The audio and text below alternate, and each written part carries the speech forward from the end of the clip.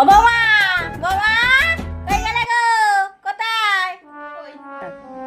বলছি ঝাঁট দিচ্ছ ওরকম করে মুখটা পাংলা পাঁচ করে রেখেছো কেন? তোমার বাপ কি মধু দেয়নি নাকি? সব সময় মুখটাকে হাঁড়ি করে রেখে দিয়ে তেজেল হাঁড়ি মতন করে রেখে দিয়েছে।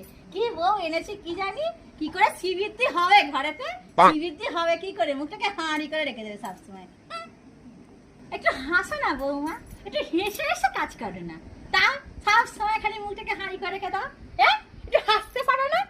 হাসি আমি দেখেছো, আমাকে দেখেছো? আমার পরের সাথে সব সময় আমি হেসে হেসে কথা বলি, সবসময় হেসে হেসে কথা বলি। একটু হেসে হেসে কথা বলো না, বলো। ঠিক আছে মা, এবার থেকে সবকিছুতে হাসবো। আর আমার বাবার ঘরে মধু নেই, আপনি তো একটু মধু দিয়ে আসতে পারতেন। যদি আপনাদের এখানে মধুর ভান্ডার আছে, আপনাদের ছেলেদের মুখে সবসময় মধু টোপছে, একটু ধরে দিয়ে আসতে পারতেন, তাহলে একটু হাসতাম সবসময়। ঠিক আছে, আপনার কথাই হবে, আপনার বাড়িতে এসে পড়েছি, এবার হাসতেই থাকবো সবকিছুর জন্য। ঠিক আছে? ও বাবা, কি? একটু চা নিয়ে আসো। যাচ্ছি যাচ্ছি। এই তো হাসছে রে, হাসছে খুব সুন্দর। এইরকমই সবসময় হাসবে বৌমা, সব সময় এরকম হাসি খুশি থাকবে। তাহলে শ্রীবৃদ্ধি হচ্ছে, শ্রীবৃদ্ধি।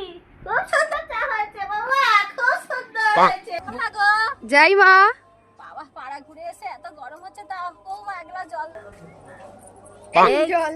এই তো আমার লক্ষ্মী বৌমা গো, সব সময় শ্রীবৃদ্ধি। এই তো সব সময় হাসছে, কি সুন্দর হাসি মুখ, কি সুন্দর। আমার খুব ভালো লাগছে বৌমা।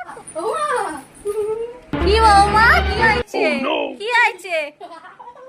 কত হাসছে কেন? পটল লেগে চলে গেছে। কি বলছো?